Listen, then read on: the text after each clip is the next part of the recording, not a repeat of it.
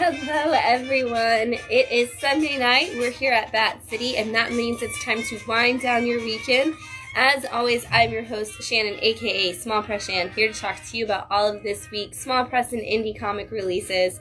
As always, great week for comics. We're going to jump into those in just a second, but of course, it wouldn't be wind down your weekend if we weren't winding down our weekend. So we are drinking Geyser Peak, and this is a Cab Sav. It says, I was reading this earlier, it says that it is ruby red in color, which is totally true. I'm going to bring this glass over here so you can see this is actually darker than the Pinot Noir we had last week, which is crazy. And it has aromas of ripe black fruit, mocha, and baking spices with a little bit of red fruit blended in. Honestly, my favorite thing is that it says it goes with a cheeseburger with blue cheese on it, which now I just want a burger with blue cheese on it. But it also says it has a soft, lingering finish, and so I'm curious what that's going to entail, so I'm going to give it a try.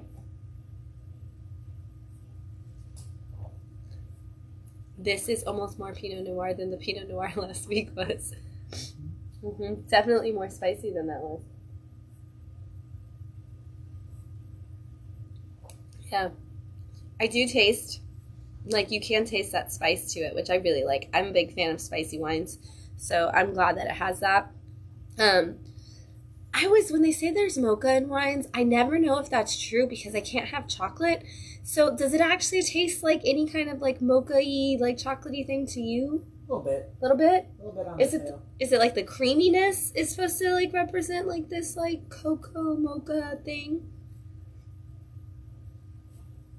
I don't know. I don't know what mocha tastes like. If you put it in the lineup of taste, I wouldn't be able to tell you what it was. So, but that's good. I like it because it's not sweet. Almost at all. Like that black fruit, I'm guessing is like some of the blackberries and things like that. I don't really know what other fruit that's considered a black fruit other than blackberries is.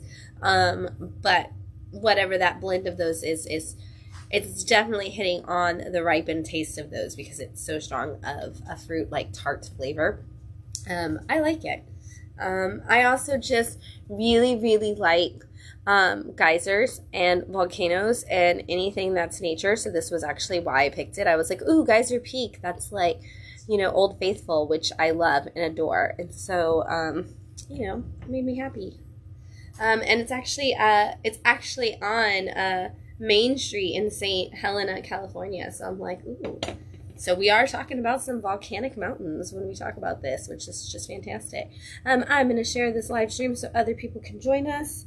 Well, look, we changed things again. Where do I go to share this? Haha. It's comic time. I always have to make up a song so I don't get sued for singing an actual song or something. We've got a great week at Bat City this last week. We just had comic creation workshops yesterday, so thank you to everybody who came out for both sessions. We had some really, really cool ideas that were each of the kids came up with, as well as some great ones. You can check them out on our social media for the big stories we made up together, just to kind of get an idea for some of the things the kids were creating. But if you want to join us next month, I believe will be October 21st for our next comic creation workshops. But coming up this week, September 16th, I just apparently want it to be Halloween really bad. September 16th, this Saturday that is coming up at the end of this week, is the Batman Day celebration. But more importantly than that, it is a 1-year anniversary of Bat City being in Bradenton. So it is going to be a Bat-tastic experience for all. We will have comic creators like Dan Connor and Austin McKinley, as well as local artists, Ayana and Adrian, and I think we're going to have like 3 more that are coming, and I don't want to name all of them because I'm not sure if they're all going to make it, but there's a couple more artists that are coming. We are also going to have the Batman of Sarasota out again. If you came to our Academic Avengers event earlier this year, you may have met him. He is going to be back in town from Gotham or Sarasota, however you want to see that, and he will be taking pictures with people. He will also be handing out free Batman comics to everybody who comes. We will also have a ton of other cosplayers. There are so many of them. You're going to meet like pretty much every costume character that you could possibly want to meet, and I'm so excited for you for that experience because it's going to be a ton of fun. We're also going to have story time with Princess Tiana. We're going to have comic creation station going on in the classroom. There's going to be a major sale going on throughout the store. It's going to be a lot of fun. It's going to be 11 to 5 this Saturday, September 16th. You're not going to want to miss it. It's going to be, like I said, a bat-tastic experience, and just a great way for us to say thank you to the city of Bradenton for welcoming us and having such an awesome, amazing year with us over the last 365 days. And I imagine that Matt and I will sleep way more this time than we did last time for the grand opening when we hadn't slept in 3 days. It'll be super exciting. And speaking of anniversaries, today they celebrated the 100th anniversary of Anna Maria Island. So that is incredible. Congrats to our wonderful island home. It's crazy to think that some of the best beaches in the entire world are less than like 12 minutes from Bat City, but they really are, and congratulations on the 100th anniversary Anna Maria Island. That's so cool. Anyway, I'm gonna take another drink of this wine, and then I'm gonna talk to you about some comics because there's so many. I'm so excited. Okay, we're gonna kick it off. We're going to count this down, as usual, with Once Upon a Time at the End of the World, Issue 9 from Boom Studios. This has been one of my favorite series that Jason Aaron has ever done. I absolutely adore this. It is the story of two people, Maceo and Mezzi, who are in the post-apocalyptic world, and they are two very, very different people. Mezzi was raised to be a warrior. She was raised by the Rangers, the Wasteland Rangers, to survive and thrive in this hard knocks life. And Maceo was raised literally in a tower, but he was an inventor, and he always stayed there by himself, and he invented all these things.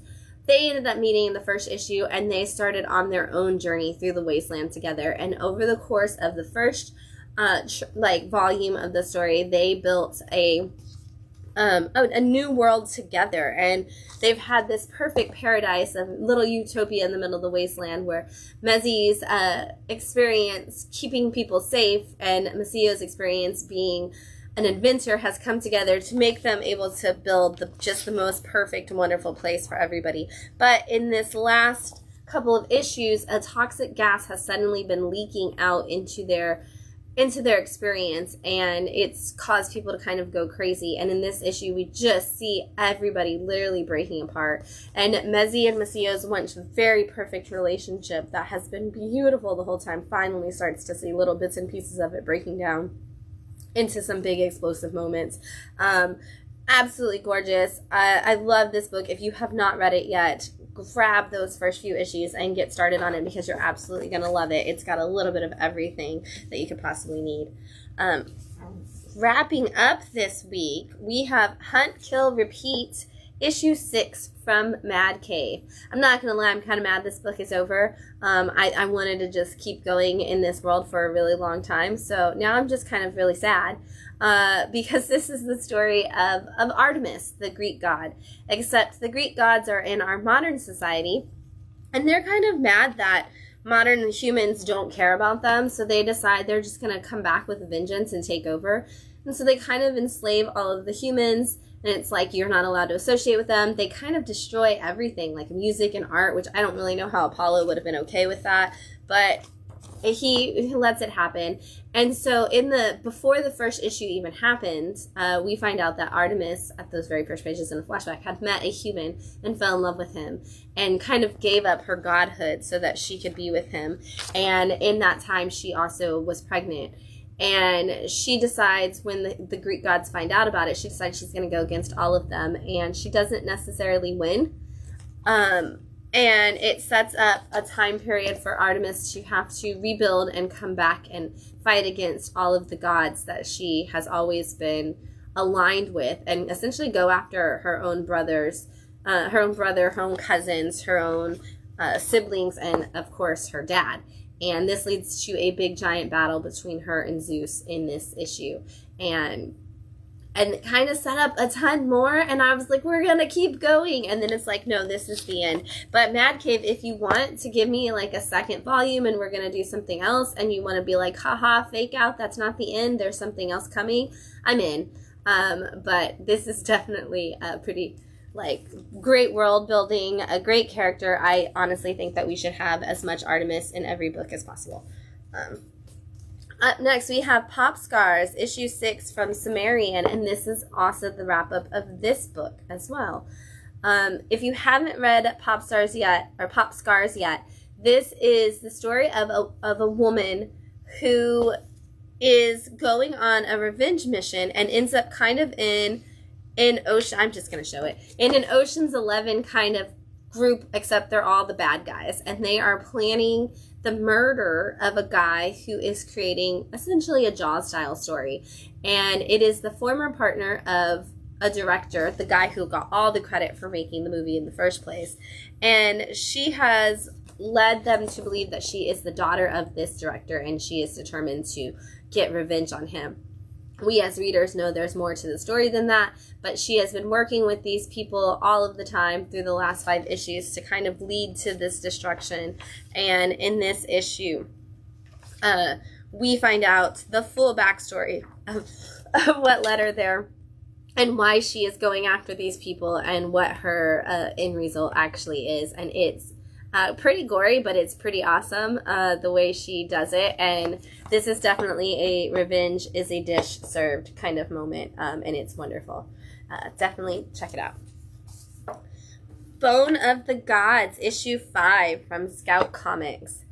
This is a world where the gods were these massive like entities, and they have gone to war over the last like hundreds of years, thousands of years, whatever you want to say, and now they've been destroyed. And there's these people who have been in charge of kind of like just, I mean, most people are just living their lives, but a lot of them are kind of sworn to protect the bones of the gods, which are hidden throughout different places in the world. And in issue 1, a young girl gets one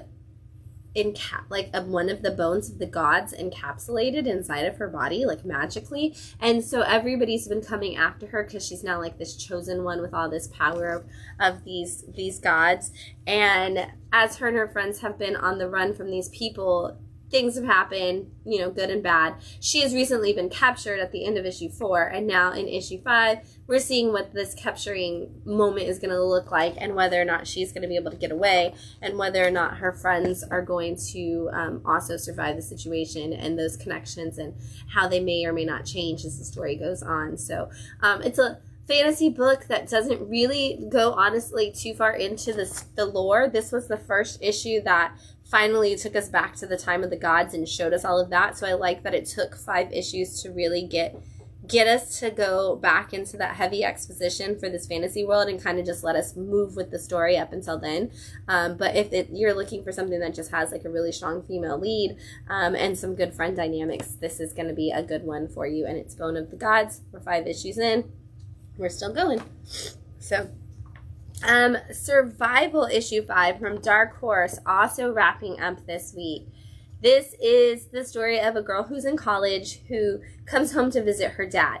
Now, she has had the worst relationship with her dad, wants nothing to do with him forever because he's like a super survivalist and has always been training her and her brother to, like, if something ever goes wrong, you're going to need to be able to do all of these techniques, like don't forget your go bags, make sure you're packed at all times. And she comes home to visit him, and on the first day there, they are attacked by vampires, werewolves, some kind of creature-y type things, and they all have to go into this dramatic fight or flight kind of situation.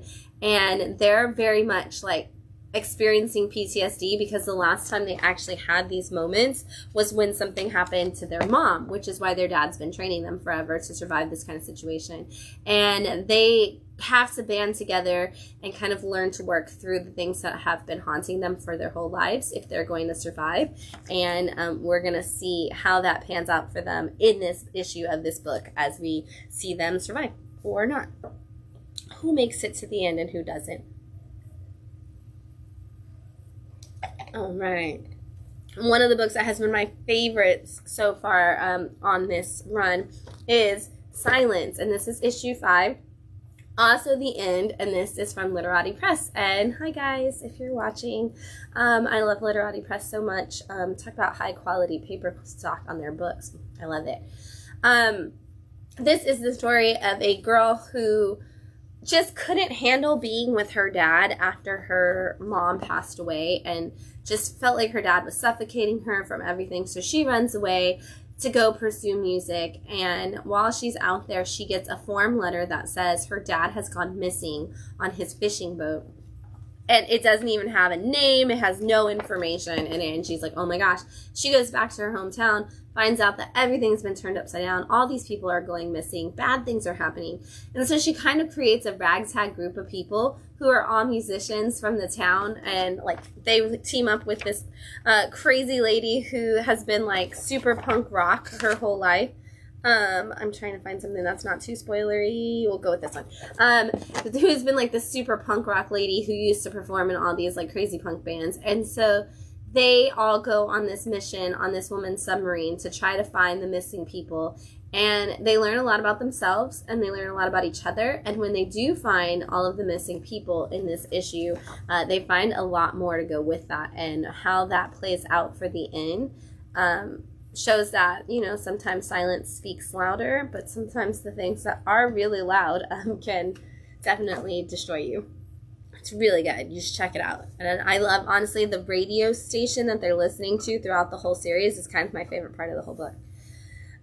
Feeder, issue 4 from Sumerian Comics. Now, this is essentially what if Bruce Willis retired from movies after doing a bad movie and then became like an actual like action like hero action bad guy. He becomes a hitman for the mob. And so this is kind of a situation like that.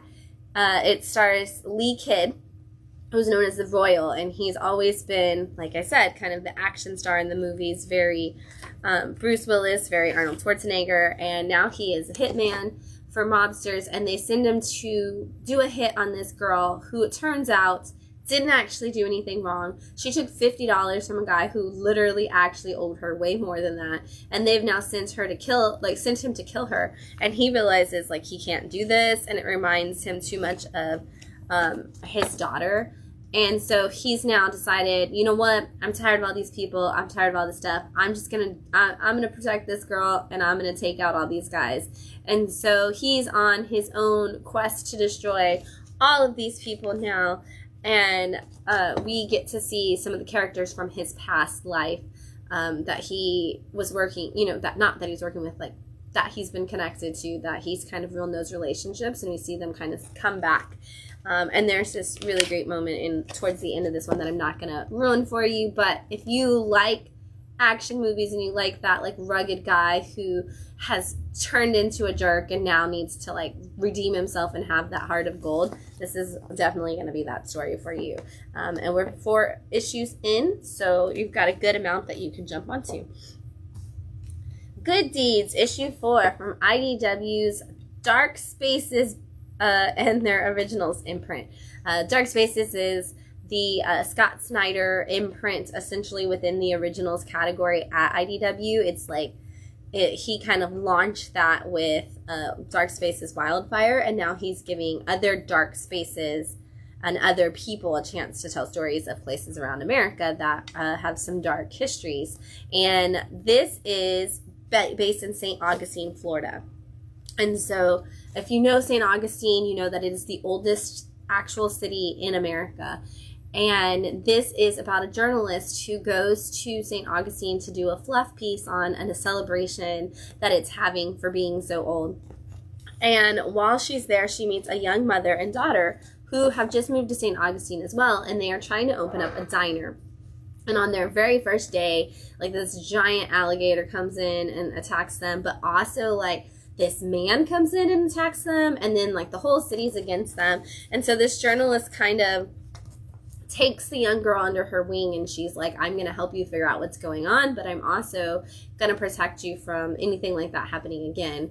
And the more they investigate to kind of figure out what's going on in the city, the more a blend of supernatural and humanistic elements come together to just kind of attack them. So which is what I love about the Dark Spaces book so far, is that, like, yes, like, there could be something supernatural in these experiences, but at the end of the day, a lot of what's the scariest in our world is just humans, and seeing how that can blend in a place as old as St. Augustine is just a really cool story.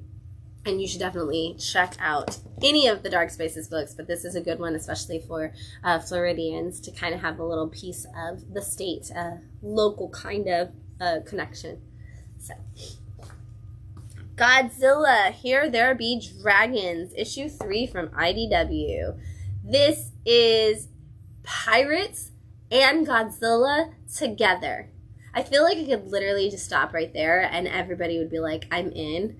But I'm going to tell you about the book anyway. It's all about a pirate who is in prison. And of course, as all pirates are imprisoned, he is going to be hanged.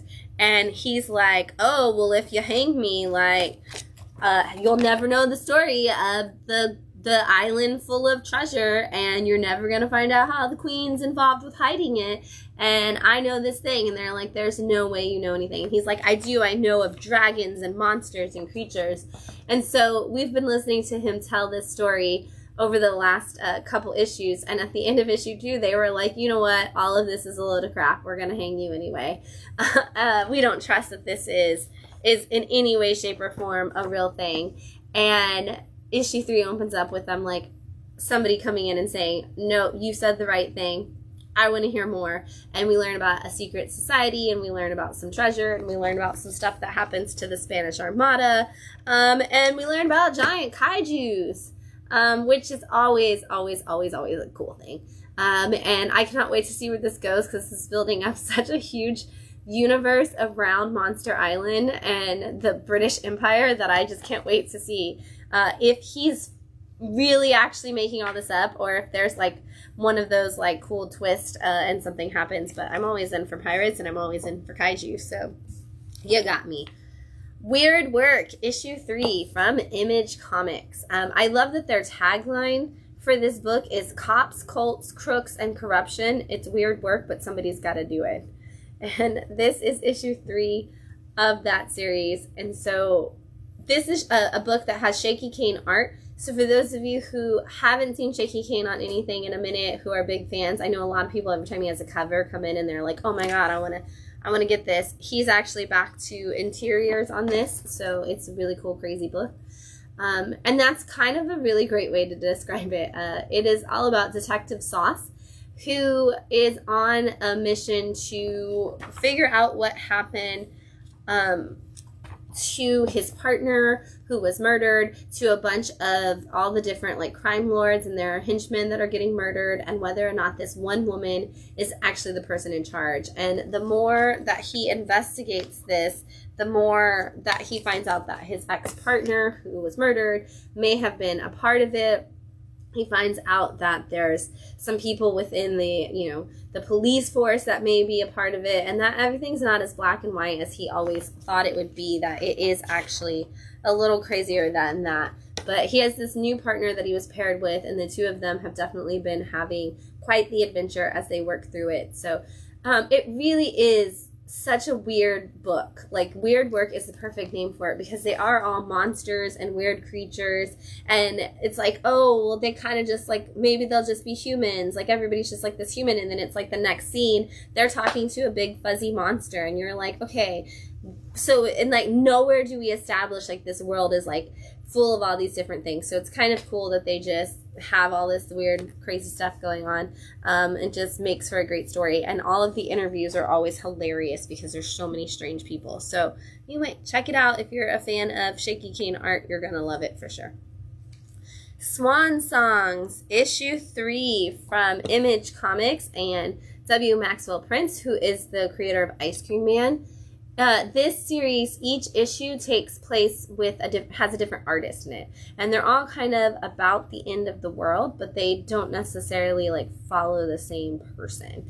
And this one has Felipe, I never say his last name right, Andrade, who did oh my gosh, The Many Deaths of Layla Starr. I cannot believe I couldn't get that out. So this has that same Layla Starr style art.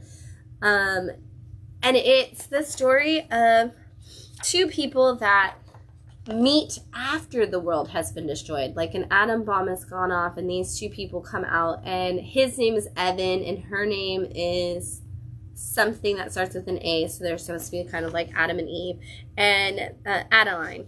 And they meet and they find this beautiful tree and they're like, wow, this tree is crazy. I love it.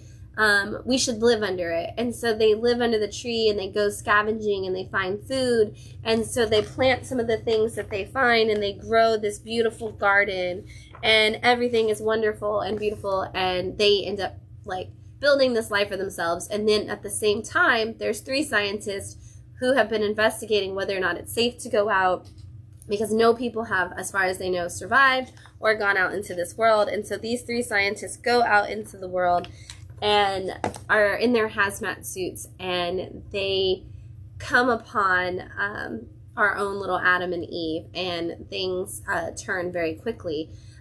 Partially, in fact, based on the choices of literature that our dear sweet couple have chosen to pass their time with. It's very W. Maxwell Prince in that you're going to have that existential dread, you're going to have a little bit of a crisis, you're going to build something beautiful, and then you're going to watch how fast humanity can destroy it, even in this chance to build a new world. And it's done so amazingly well, and that watercolor art just kind of blends to the story so nicely. So check out Swan Songs. Start wherever you want, 1, 2, or 3, doesn't really matter. You'll be fine either way. The unbelievably unfortunate, mostly unreadable, and nearly unpublishable Untold Tales of I Hate Fairyland, issue 3 from Image Comics. This one actually has a Scotty Young story in it, which we don't see a lot in these. These are kind of usually like Scotty letting his friends play in the world of Gert and friends. But if you don't know I Hate Fairyland, it is the story of Gert, who is a young girl who gets a chance to go to Fairyland, which is supposed to be like the highlight of all kids' lives. You go on this magical adventure, you meet fun people, and then you return home all in the same day. Except Gert could never figure it out because Gert needs help with everything that she does in life, and she's got very angry management feelings. And so Gert gets stuck inside of Fairyland for 40 years, but never ages, because you don't age in Fairyland. And so she's a small child the whole time.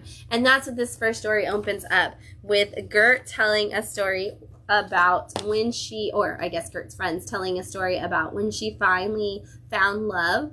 Of course, it had to be with a child who was turned into a vampire, because otherwise it would be weird in either direction. And they kind of talk about how it's weird either way. And Gert talks about how wonderful it was, and then how come her marriage fell apart and how she handled that. And then we get another story in the next part that is about a wonderful knight who's going to make some great decisions about their life. And if you know anybody that comes in contact with Gert, no decision made near Gert is ever a good decision. And Gert immediately goes to battle with this person, and it's always violent. It never ends well. She's just got some anger management issues all over the place, all over Fairyland specifically. And then the last story in the book this time is Gert dealing with some witches. It's told from the point of view of the witches, who are like, we can take on anything, we can get rid of this Gert person, we're going to be the ones to save Fairyland. She can't take down all of us at one time. And it's like, don't ever say what Gert can't do, because that's what Gert's going to do. And it, of course, ends horribly for everybody involved. But if you've always wanted to read I Hate Fairyland and you're like, there's so much of it, I don't know if I want to jump in that far, honestly, reading these little stories is a great way to just get to know the character and the experiences that you'll have. Purr Evil, issue 2 from Image Comics. This is the story of a young girl whose mother has hidden her away because she has something mysterious about her. We're going to say cat demons. And that she has always been kept locked up. And, of course, a young boy falls in love with her and convinces her that she should run away with him and that they should live outside, away from their parents, and that they should do all this stuff. And upon running away, her cat demons start to release themselves again. And we find ourselves on a mission to try to save her and the boy and everybody in the world before her cat demons can destroy everything. And these are the cutest demons in the whole wide world because they're all cats. But, of course, she doesn't know anything about it. She's never been told what she is or where she came from. So the whole thing's kind of throwing her for a loop as well. And she doesn't really know how to defend herself or the situation. So we're just now jumping in. A lot of times with Mirka and Dolfo, you get demons, but you also get they're a little scantily clad in racy titles. This one is not. So if you're used to regular Mirka being a little racier, you're not going to get that in this book. So this one's a little more like open to more audiences in that capacity. Up next, I have Hush Ronin, and before which is technically issue 2 from Band of Bards. Before I actually show you the cover, I want to show you this because I actually had a conversation with some people this week about this. So their books are all glossy covered, and they're usually dark and heavy printed. And so Band of Bards puts an easily removable micro-perforated protective cover over it. Now, I did talk to somebody, and they did say that if you are supposed to remove it, and it does not take off from grading purposes if you do. But the other thing that I think is really cool, I'm going to flip this around, is they actually tell you instructions on how to do it so that you don't damage your book if you are trying to keep your book in the best condition. So they do, it is perforated, so it's really easy, but I love that they actually give you instructions. So thank you, Band of Bards, for A, protecting the books, and B, giving us instructions to make sure that we keep our books safe when we do it. So if you buy a book from us, I will usually have already removed it for you, but I wanted to leave one on this time to show you. And now we're going to talk about Hush Ronin, issue 2 from Band of Bards. And I love this book. I'm not going to lie, this was like one of those where I was like, oh, do I put it in Picks of the Week? Do I not put it in Picks of the Week? And honestly, like the art alone was a good push for me because we've talked about this. I love spot color, and they very, very, very much use spot color to the best of their ability in this book.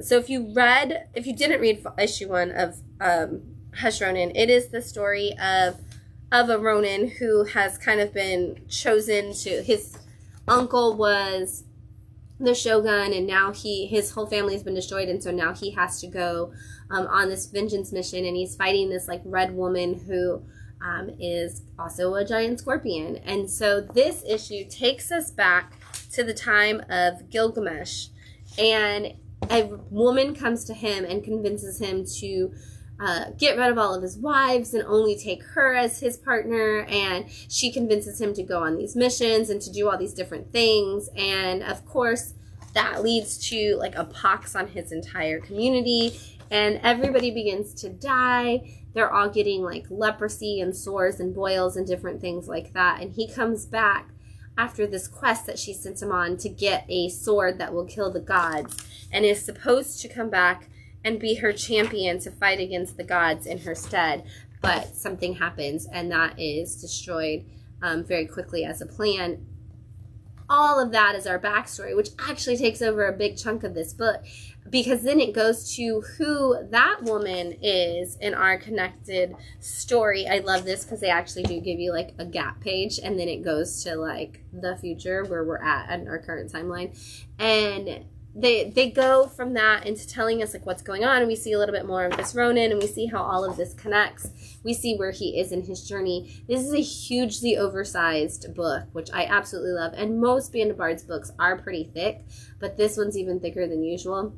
So gorgeous the way they use the black and white and red. Honestly, with everybody making black, white, and red editions of their books, it's kind of funny that somebody who's just actually doing their book in that I feel like does a better job of using all those colors. But our Ronin finds himself teaming up with some people, one of which is a Kitsune fox. And you know foxes, they're pretty sly, so we don't know if we can trust this person or not, but we're going to find out. If you didn't read issue 1, it's available. You should grab 1 and 2 at the same time and just go on this beautiful journey because it is epic. And also, I probably should have folded back that cover again so you could see what I was talking about. But it's okay. Hush, Ronin, Band of Bards. Get it. The Sacrificers, issue 2 from Image Comics. This is Rick Remender's newest book. And there is a free comic book day preview. Somebody's going to say that right now. If you're not sure if this is a book that you want, grab a free comic book day preview if you can find one. And check out that first issue to see if it's something you like. But this has already built a gigantic world. And it is a place where it opens up in issue 1 where it's like a family that are birds. And somebody comes to them and says that they have come to claim the sacrifice. And they take one of the children of the bird family. And he has been, this is him, he has been traversed through the town. And we don't really know why they take sacrifices. And we don't really know who they're getting them, like who they're giving them to. Until this issue, we get a little bit more of that because we find out that there's one village where the people kind of raise priestesses to give. And this young bird is instantly smitten with this woman who sacrifices herself. And while they're all trying to figure out where these people are taking them and what they're going to be doing, she is like, it is a blessing for us to be taken. We want to go. We want to be a part of this. And you kind of just see this cult-like mentality from her, and you see some people who are like, I don't want this, I never wanted this, and you kind of see people who are like, I don't really know, but I'm told it's my duty. You kind of just see a little bit of everybody's feelings towards different religious experiences, and I love where this story is going so far, and I really can't wait to see what happens in issue 3, because I always say issue 3 is really usually our big turning point, so I can't wait to see how they turn this book and give us that information on where we're going and what's happening. Yes. I'm going to take another drink. We are drinking Geyser Peak Cabernet Sauvignon, California wine.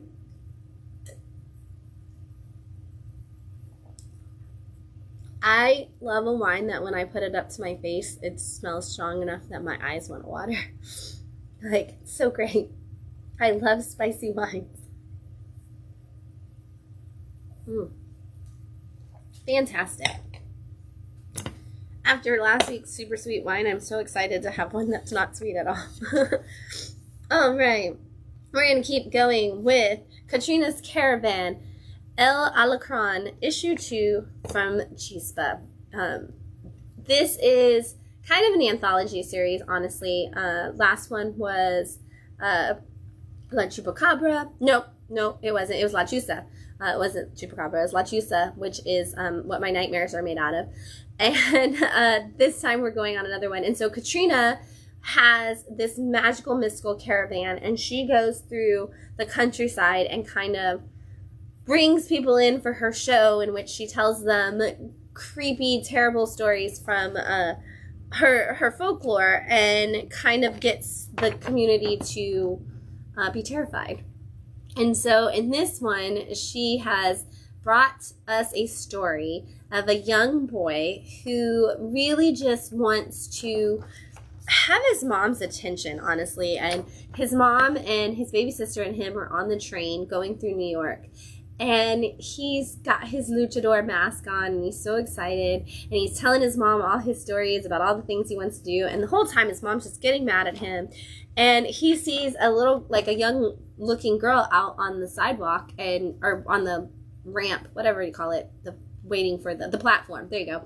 Waiting for the subway. And he's like, Mom, it's a demon. And she's like, there's no such thing. And so this girl gets on the subway with them. And she sits next to him, and he's like, oh my gosh, Mom, it's a demon. And she's like, no, be nice. Don't be rude to the lady. And so he starts talking to the lady, and she tells him the story of her relationship with her parents and everybody in her house. And I'm just going to give you a sneak peek of what that looks like. And it is not a happy story. This is one of those stories that stand-up comedians would tell in like a skit about how to not talk to children. And so she tells this awful, terrible story to this child and like completely freaks him out. And we get to find out whether or not a demon was in fact next to him. And it is awesome and terrifying and wonderful. If you're a fan of things like Shock Shop or Creep Show or even Ice Cream Man and you just like those horror anthologies, Catrina's Caravan is great. And honestly, all the Mexican folklore I was taught as a child terrified me, and so this book is just bringing back all of my worst nightmares. So in the best way possible, though. Up next, we have Quest, issue 2 from Image Comics.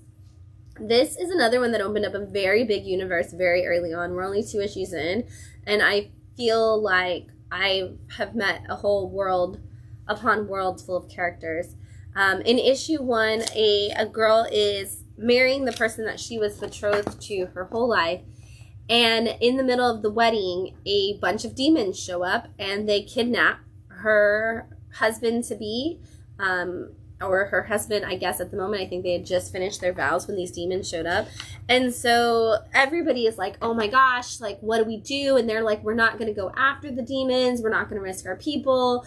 And the family of the son is like, no, we have to send somebody to go save my son. They're like, well, we need to come up with a plan. And she's like, well, that's my husband. There's no time to come up with a plan. I'm going after him. And so she and her personal guard and his personal guard all sneak out, and now they are on this quest to go across into the land of the demons, which is over the river and kind of honestly, truthfully, through the woods. And they are on their way to this demon land to try to figure out if they can find her husband and save him and destroy the demons in the process.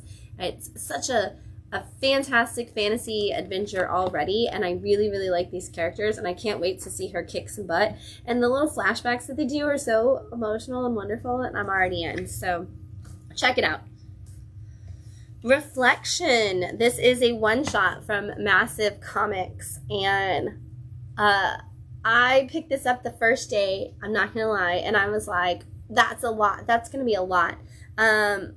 And I put it back down, and I was like, I'll come back to this. And I'm so glad that I did wait and come back to it when I was like super awake and ready to read it, because this also gets really, really intense, and it's really good. This is the story of a young detective, and somebody like is murdering all these people, and it's her job as a detective to investigate.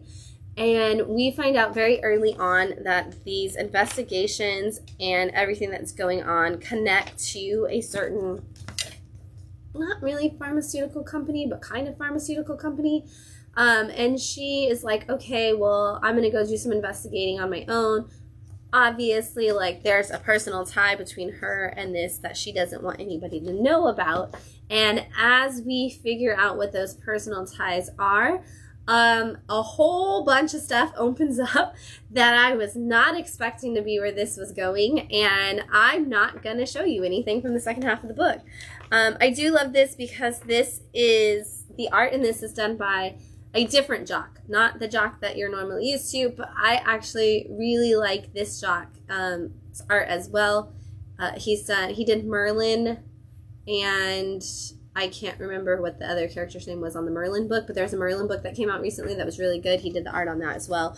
But this has so many twists and turns, so much great, like, oh my gosh, like, we're gonna do this now, and then it's like flips it, and it's like, no, we're going in this direction.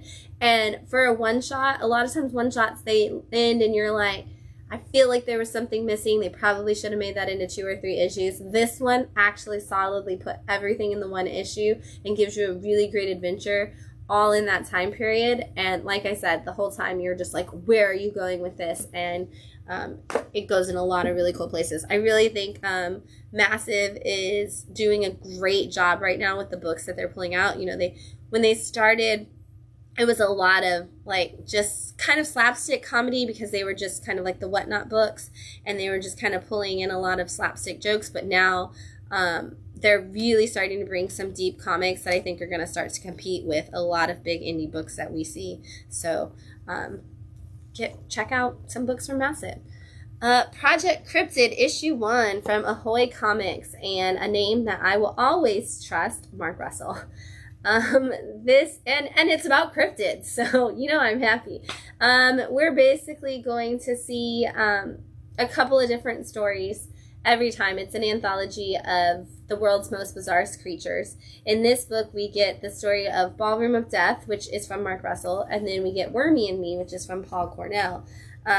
Ballroom of Death comes first, and it is the story of the abominable snowman, aka the Yeti. It's fantastically done.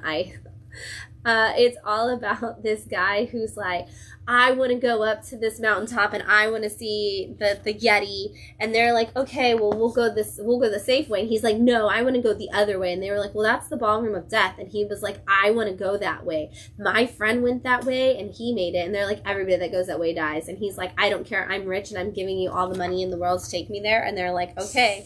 And, some stuff happens that's really great. And then the second story is Wormy and Me, and it is about a guy who, while he's on an assignment somewhere, meets a cryptid worm, and kind of like the ones that you would see in like Dune or Tremors or something.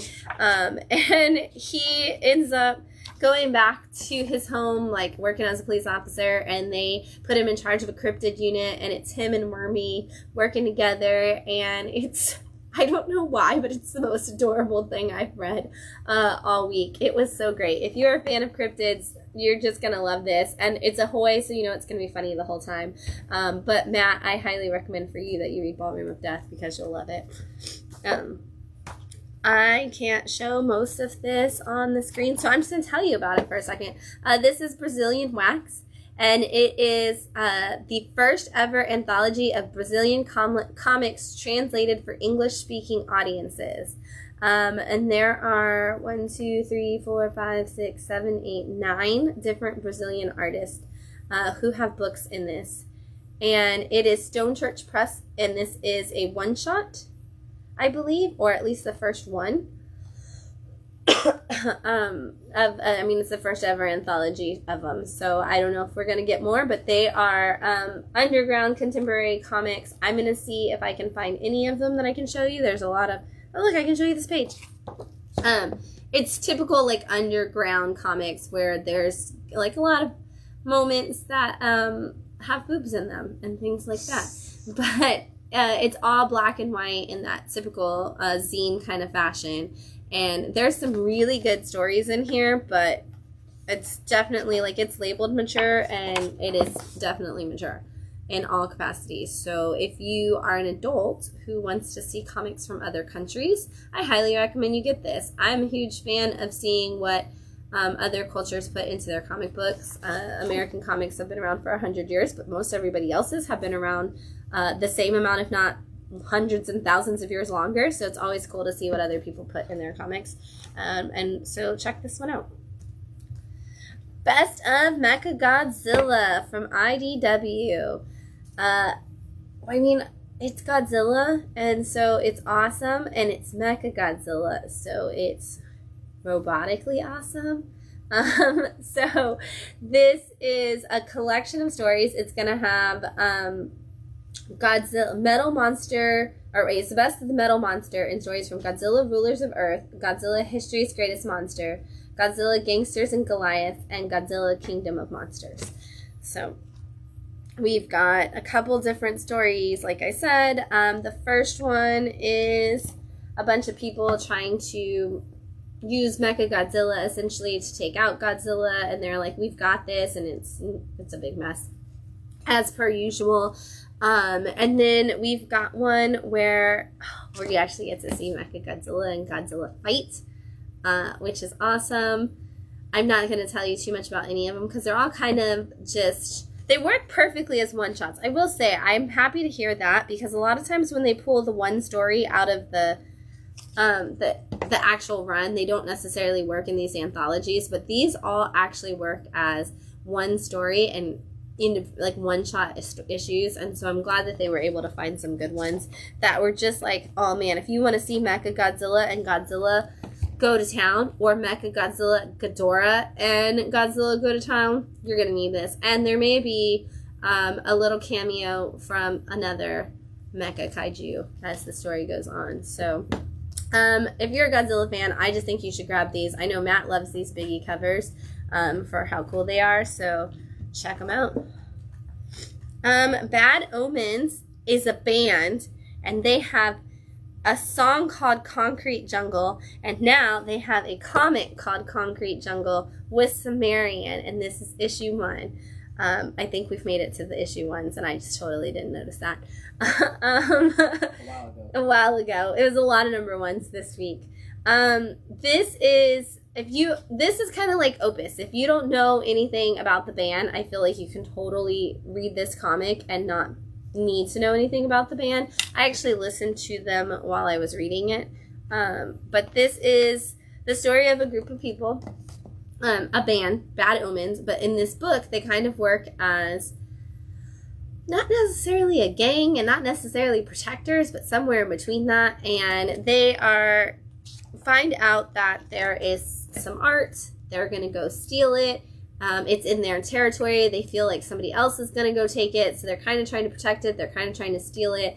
And they show up to the situation to try to beat the people to it and make sure that nobody can get this art. And in the process, they kind of get trapped in this museum and have to work their way out of it. And it's just kind of another one of those Ocean's 11 kind of things, but we are getting little bits and pieces. Like if you are a fan of theirs, some of the song lyrics make their way into it, some of their personalities, because the band is all in the comic, which is cool because a lot of the ones we've seen for musicians don't. So this was one that a lot of people picked up this week and were like, I'm kind of excited about this. And so I definitely recommend checking it out, even if you're not a fan of, like, you don't know the band. But I always find these things to be so much fun when you go back and listen to the band and you're like, oh, that's not what I thought they sounded like at all. Except this time it's totally what I thought they sounded like. It totally works perfectly with the way the story is told. So check it out. And if you are a fan of the band, you're definitely going to need it. So here you go. I'm going to put that back. Huh? What kind of music? It kind of feels like emo meets metal, like almost a little bit like some of the poppy stuff has felt since she's been with Sumerian, where it's got some of those like metal like overtones on it. Kind of feels like that. I think it's kind of just that Sumerian sound at this point, because even Smashing Pumpkins kind of has a lot of that these days now that they're with Sumerian, and so I kind of feel like it's in that vein. I don't know, we'll check it out later and you can tell me what you think it sounds like. Hunt for the Skinwalker, issue 1 from Boom Studios. Speaking of things that were really popular this week, this was a big one. And this is actually the Martin Simmons cover, which I think is totally perfect for somebody to do a cover for this. If you haven't heard of this book at all, but you have heard of the Skinwalker Ranch, this is the story. It is done it is worked on by Zach Thompson is writing it, but he worked with the actual people who wrote the book, and then did the documentary on called Hunt for the Skinwalker.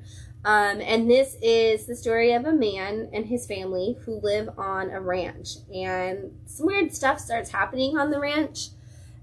Things disappear, you kind of get crop circle-y type things. You get giant dogs that may be people, that may be wolves, that may be something else. You get possible aliens. You get cows being turned inside out.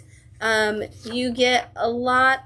That's what I'm going to say. And you kind of get this man who's determined to figure it out, and a wife who would rather not have to be involved, and some kids who are kind of drug along the process of figuring it out. This is based on true events that were discovered and used in the book. And since then, they actually said in their letter at the back that it started a whole genre of Skinwalker storytelling. But a lot of people, like, I went to look for this particular documentary, and there was like 27 different documentaries on Skinwalker Ranch. And so it was crazy that so many people have started to cover this, but there's so much that's come for this. Honestly, if you bought Blue Book, just buy this too. This is for fans of Blue Book. anybody who's into those true life stories of alien invasions in our world, this is going to be the next big one for you. This is wine break time. We are drinking Geyser Peak Cab Sauv.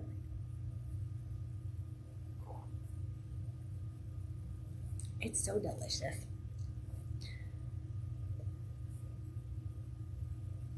Whenever I say it's so delicious, I want to be like, it's so delicious and nutritious. But then I remember I'm drinking wine, and that doesn't necessarily work.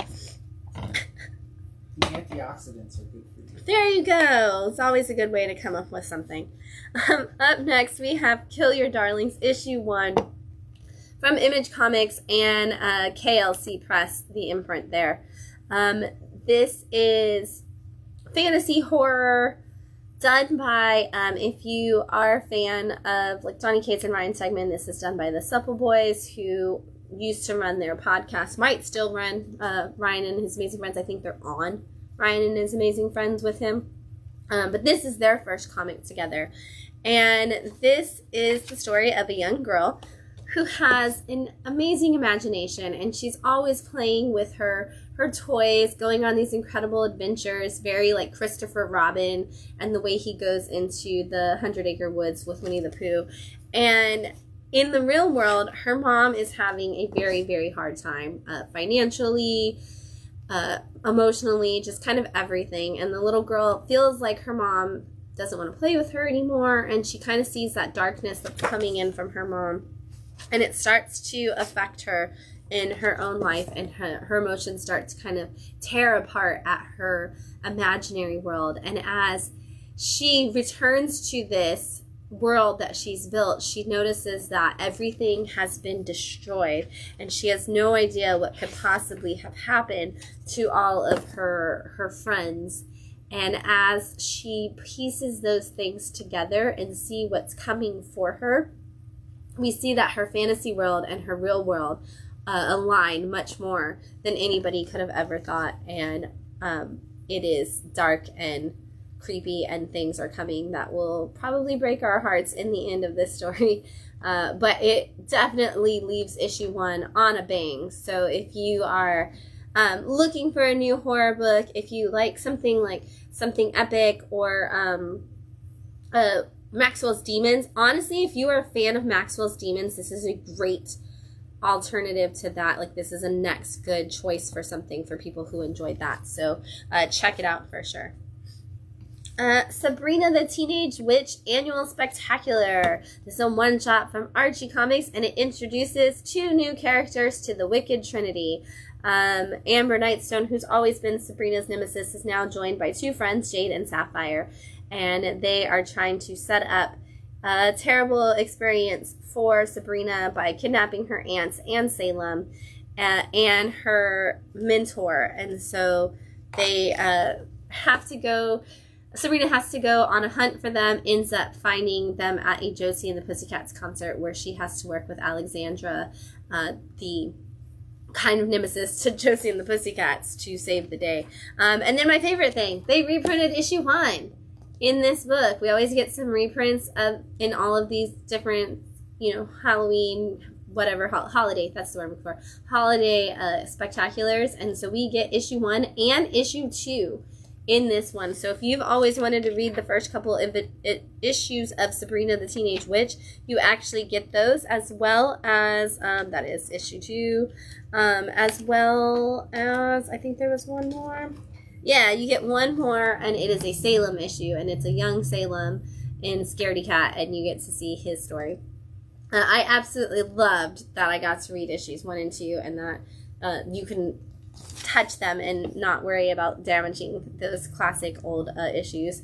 So if you have always wanted to read them, grab this, because it's $3.99, and that is the cheapest you're ever going to find issue 1 and 2 of Sabrina the Teenage Witch.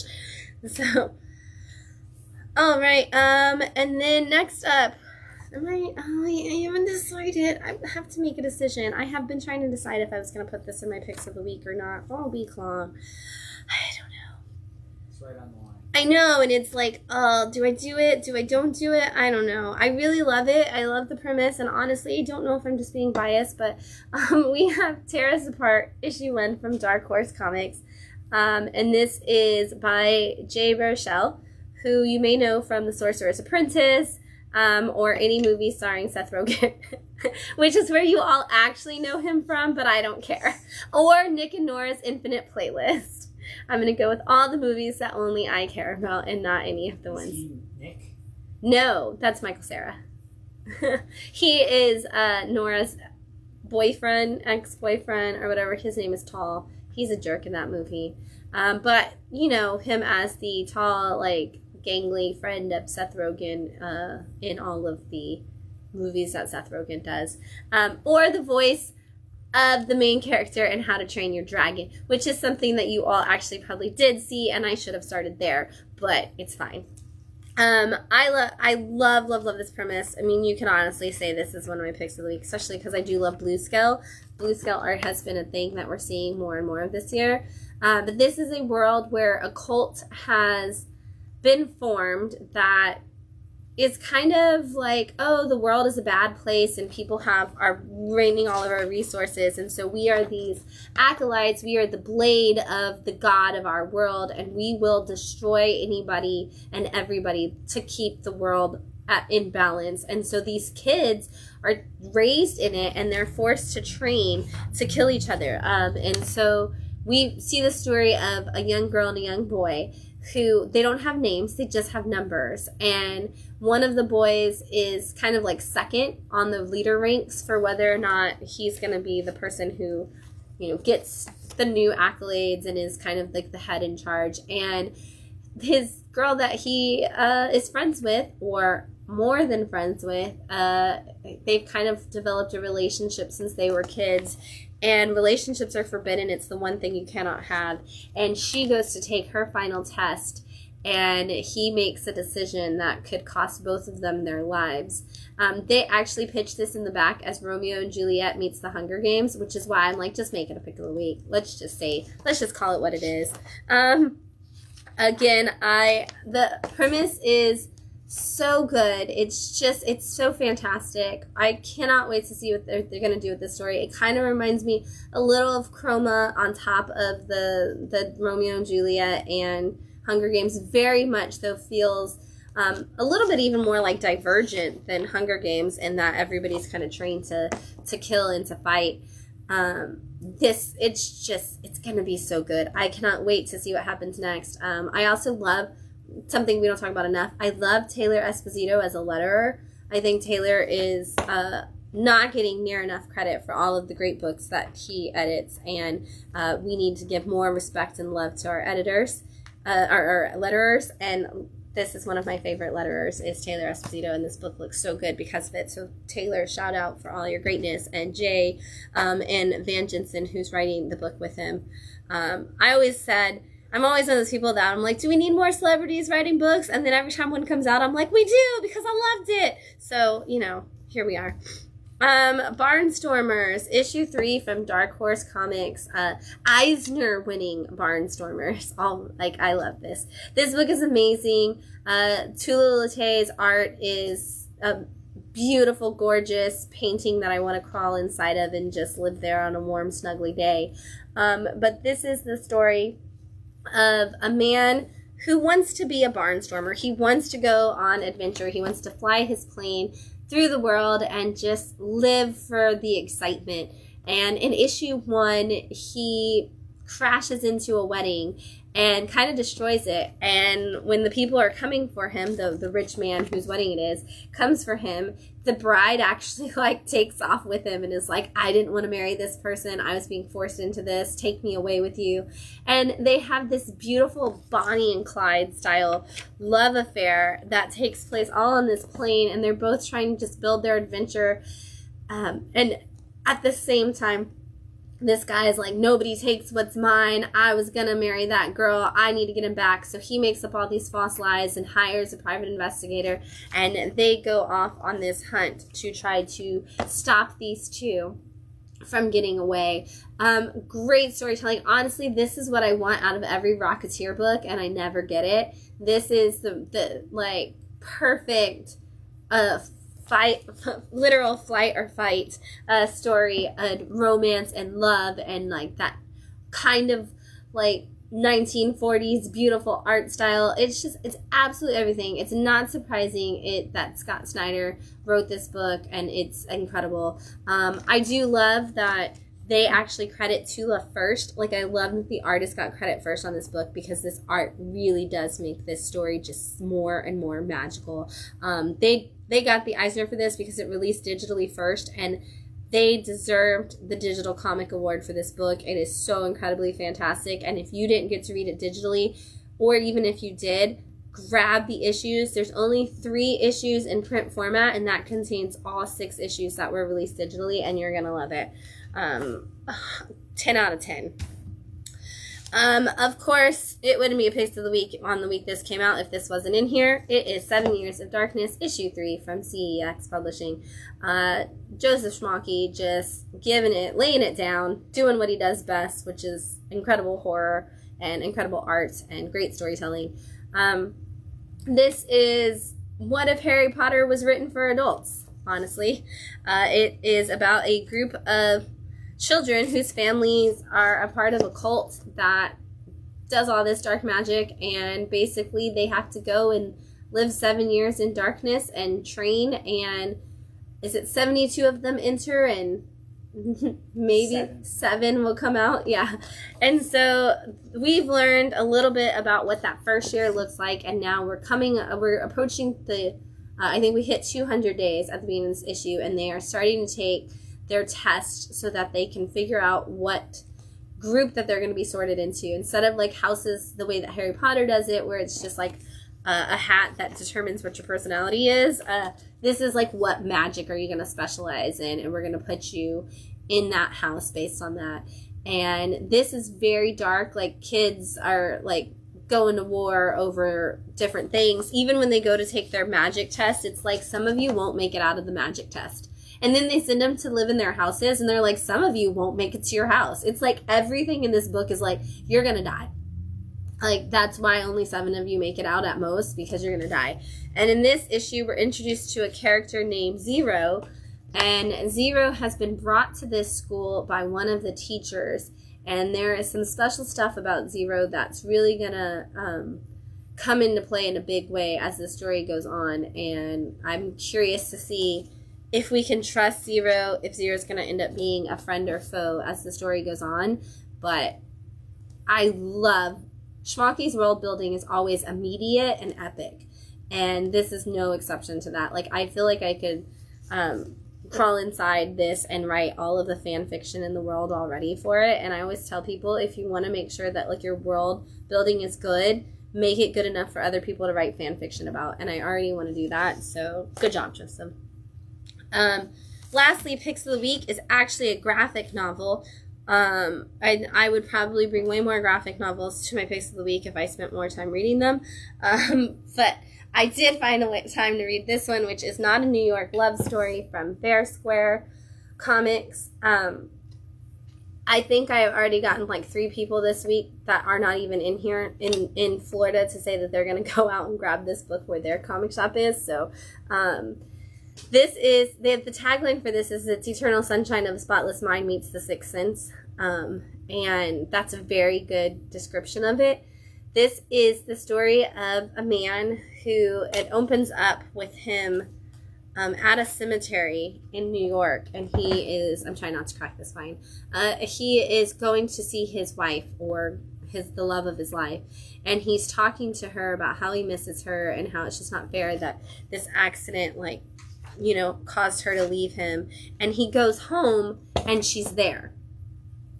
And he's like, how are you here? That doesn't make any sense. Like, the accident, you're not here anymore. And she's like, what are you talking about? That never happened. And then he wakes up the next morning and she's not there. And he goes to his therapist and he's telling him all about it. And the therapist is like, do you think it was a dream? He's like, I don't know. It seemed real. And then he goes home and he sees her again. And he just kind of lives all of these moments with her, all of the moments, I'm trying really hard not to cry because this book's so beautiful, all of the moments that he told her, we'll get there next time, we'll go, you know, he even tells his therapist at one point, well, we never did that because we were either too busy with what our lives required of us, or we were out of town, or I didn't feel good or she didn't feel good, you know, just like everything in life that gets in your way. And then he gets these moments with her and he has no idea if she's real or not. And it's so beautiful because so much of this book is just silent and it's just him going to these different experiences that he always wanted to have and these cute moments with her. And you're going through the whole time like of the book and you don't know, like, is she alive? Is she a ghost? Is he imagining this? Like, what is going on? And it's absolutely stunningly done. The silence that comes from some of the shots where you're just watching and seeing him look like there's one scene where he comes home and he's just like, is anybody here? And then like the next like 7 panels are just like the emptiness of the house. And it just keeps showing all the empty rooms. And then he like lays down and goes to bed and he's like, doesn't ever say anything else, but you're like, he's spending all this time looking for her and he's just searching for that moment and he's just hoping and clinging like to the sign that she's going to show up. It's so beautiful. I cried at my kitchen table reading this, and I hope that you do too, because you should, because it's beautiful and it's wonderful, and everybody should read it. So I'm going to take another drink of wine, because after that I need one. And then we're going to fly through some books. We're going to do this last. So my girls came back. We've got the new Birds of Prey from DC out this week, and it's a whole new team with my girl Big Barda on it. I'm so excited. You still got Black Canary. You get some Harley Quinn. It is a crazy new team, and I'm so excited that Barda's on it, and everybody should buy that art germ cover. We've got Vampires from Asylum Press, and this is another one of their pre-code horror books reprinted, and it's all about vampires. Super great. Some good stories in that one. Marvel's X-Men Fall of X issue 26 out this week. Make sure you're following along with your checklist when it comes to things like this. There is usually a checklist in the back of the book to tell you which books you need to make sure you get. Sometimes they forget to put the Fall of X logo on it. Doesn't mean it's not connected. Make sure you grab a copy of the back of the book and check it out. Magneto issue 2.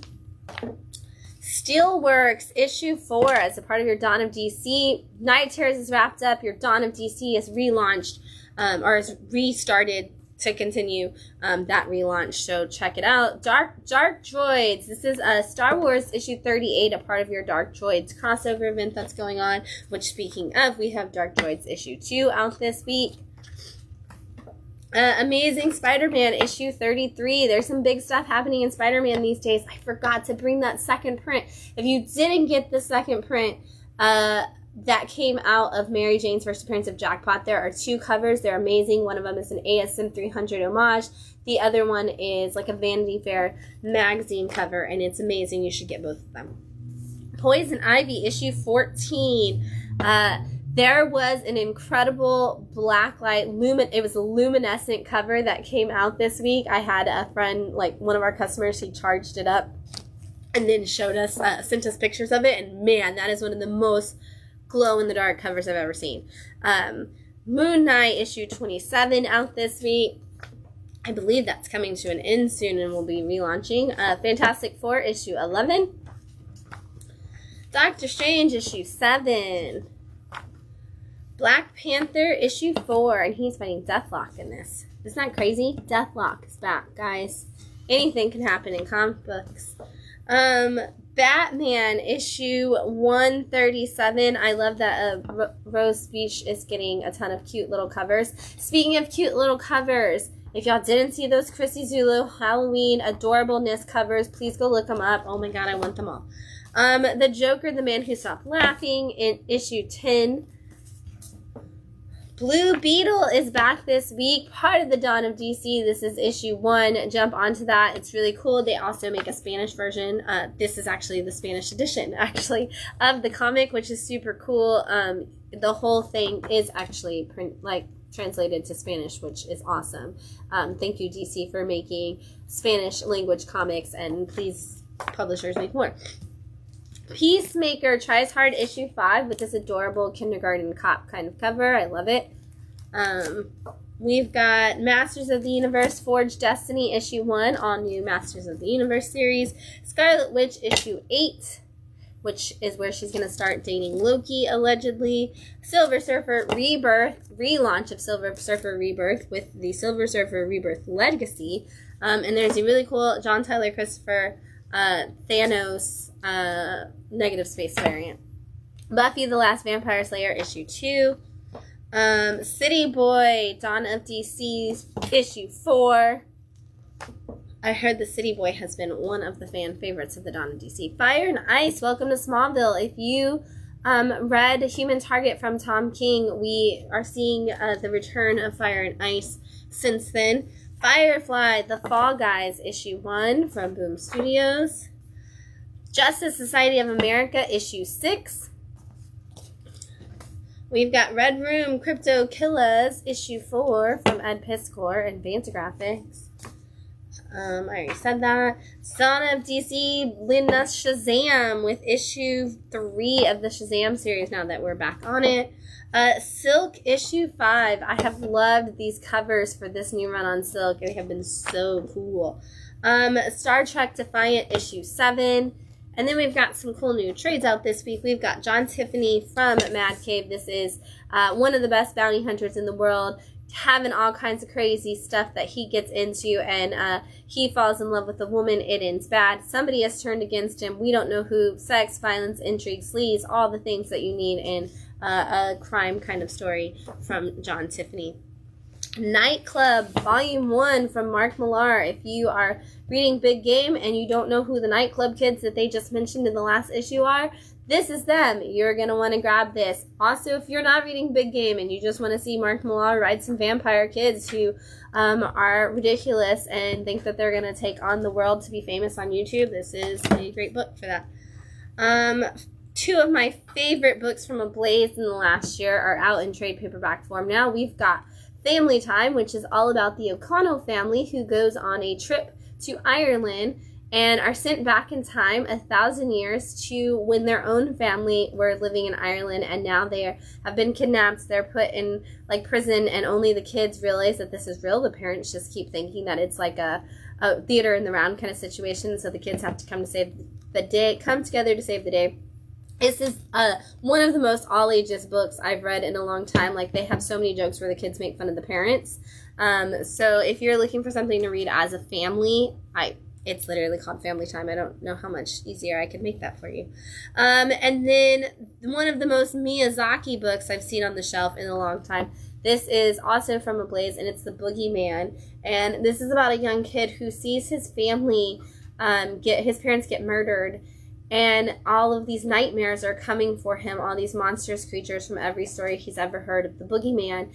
And he feels like he's got nobody to protect him. There's nobody to watch over him except Father Death, who is the ultimate boogeyman who's kind of turned his back on that dark world, has decided to protect the young boy Elliot.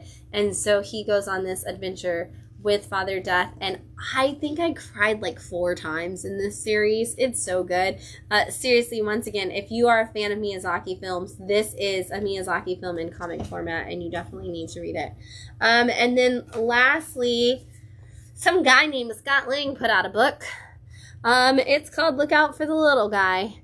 If you saw Ant-Man, you know that in the movie, Scott Lang wrote a book, and he was on a book tour for that for a minute, and it is an anti-view of what it's like to be an Avenger. This is actually that book. The book that came out in the movie is actually here. I love it because the blurbs on the back are amazing. It introduces the man behind the hero, and the hero I call friend, from Dr. Bruce Banner. When the other Avengers wondered who should write a book about us, I knew Scott was the guy. He's been full of surprises since the day we met, and this book is no exception. Everyone should read it. Sam Wilson, Captain America. If you always hoped Ant-Man would write a book, you're in luck. I confess I did not, but I enjoyed it all the same. From Dr. Stephen Strange. I can't think of a better person to tell the world what it's like to be an Avenger than Scott. This book hits the mark. From Clint Barton, Hawkeye. And then Funny, Intense, and Honest, the transparency we have been waiting for from our superpowered citizens, from Christine Everhart from WHIH Newsfront. I love that even the blurbs on the back are all fake, but this is the official insider's account of the Avengers battles with Thanos, told from Scott Lang's point of view. You should check it out. That's what we got for you this week. Don't forget, at the shop this week, obviously Wednesday is New Comic Book Day, and there's going to be some incredible books coming out. But make sure you join us on Saturday, the 16th, from 11 to 5. Not only is it Batman Day, but it's 1 year of Bat City in Bradenton. Our celebration is going to be huge. We've got comic creators, we've got local artists, we've got Batman. Hello, you guys come meet Batman. We've got all kinds of costumed characters. We've got story times for the kids with Princess Tiana. We've got comic creation stations. We are going to have a huge sale. Make sure you're following our social media for all the details of things coming with that. But just show up 11 to 5 anytime on Saturday for some great fun. It's going to be awesome. And thank you to Bradenton for welcoming us for the last year. We've enjoyed all of our time so far and can't wait to see what we do next.